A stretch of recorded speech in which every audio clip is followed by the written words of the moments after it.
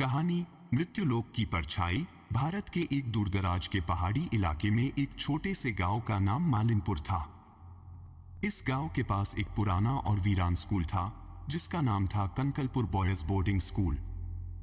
यह स्कूल लंबे समय से बंद पड़ा था और उस पर कई तरह की अजीबोगरीब घटनाओं की कहानियां फैली हुई थी। लोग कहते थे कि यहाँ के आसपास के जंगलों में कोई ऐसी शक्ति बसी हुई थी जो किसी भी इंसान को अपनी गिरफ्त में ले सकती थी। यही वजह थी कि स्थानीय लोग इसे मृत्युलोक की परछाई कहते थे। कहानी की शुरुआत एक यूट्यूबर रोहन और उसकी दोस्त नीति से होती है, जो अपने चैनल भूतिया दुनिया के लिए डरावनी और रहस्यमय जगहों पर जाते रहते थे। दोनों की योजना थी कि वे कनकलपुर स्कूल और आसपास के जंगलों की गहरी छानबीन करें ताकि वह वहां के रहस्यों को अपने दर्शकों के सामने ला सके। उन्होंने सुना था कि पुराने समय में इस स्कूल के एक छात्र की रहस्यमय मौत हो गई थी और उसके बाद से वहां विचित्र घटनाएं घटने लगी थी। वे मानते थे कि यह घटनाएं असल में परलौकिक शक्तियों के कारण होती हैं। एक सुबह रोहन और नीति अपने कैमरे और रिकॉर्डिंग उपकरणों के साथ कनकलपुर स्कूल की ओर रवाना हो गए। स्कूल तक पहुंचते पहुंचते उन्हें उस पुराने रास्ते पर अजीब सी खामोशी महसूस होने लगी, जैसे कोई निगाहें उन पर टिकी हों। जैसे ही वे स्कूल के पास पहुंचे, स्कूल का भवन एक खंडहर में बदल चुका था, लेकिन अंदर से कभी-कभी अजीब सी आवाजें सुनाई देती थी। नीति ने अपने कैमरे से रिकॉर्डिंग शुरू की और जैसे ही दोनों स्कूल के अंदर घुसे, उन्हें भीतर अजीब सी सर्दी महसूस हुई। दीवारों पर खून से लकीरें बनी थीं और कहीं से हल्की आवाजें सुनाई देती थीं, जैसे कोई गा रहा हो या कुछ बड़बड़ा रहा हो। लेकिन उनके कैमरे में कुछ भी स्पष्ट दिखाई नहीं दे रहा था। तभी उन्होंने एक आकृति देखी जो सिर रहित थी और धीमे धीमे उनकी ओर बढ़ रही थी। रोहन, क्या तुमने देखा? ये क्या था? नीति, मुझे नहीं पता। ये किसी की परछाई हो सकती है। हमें जल्दी बाहर निकलना चाहिए।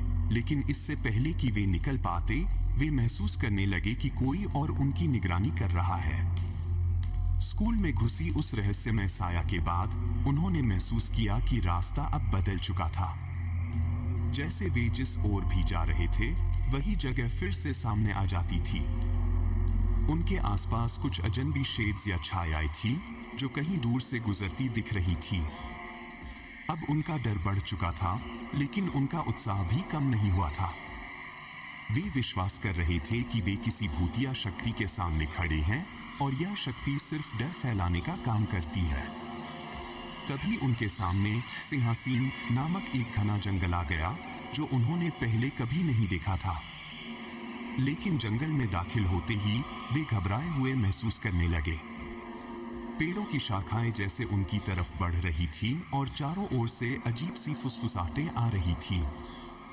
उन्हें लगा कि अब उनका रास्ता खत्म हो चुका है। लेकिन फिर भी वे हार मानने के बजाय जंगल में और गहरे चले गए। जैसे ही वे एक पुराने मंदिर के पास पहुंचे, वहां एक रूपहली आकृति दिखी जो बेहद डरावनी थी। उस आकृति के पास एक चमकदार फ्रेम था जिसमें एक लड़के की तस्वीर थी। तस्वीर के नीचे लिखा था, वो कभी वापस नहीं आएगा। नीति और रोहन ने एक दूसरे की आंखों में डर देखा, लेकिन अब उनके पास एकमात्र रास्ता था वापस लौटने का। लेकिन उनका भाग्य जैसे खेल चुका था। अब वह जंगल उनके सामने एक भयानक रहस्य था और वे वहां से निकल नहीं पा रहे थे। अचानक एक जोर की आवाज आई, तुम दोनों को मेरे साथ रहना होगा। यह आवाज हर दिशा से गूंज रही थी, जैसे जंगल की पूरी शक्ति उनके खिलाफ हो। तभी अचानक नीति की आंखों के सामने उसकी परछाई शून्य में गायब हो गई।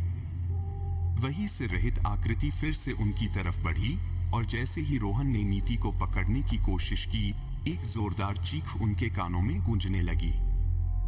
बात यह थी कि वे अब उस दुनिया में थे जहां से कोई वापस नहीं लौट सकता।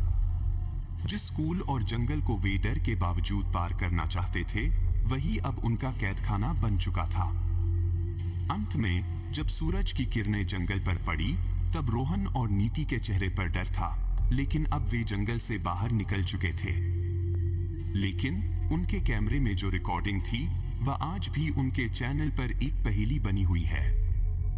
क्या वे सच में वापस लौटे थे, या क्या उन दोनों की आत्माएं कंकलपुर स्कूल के रहस्यों में खो गईं?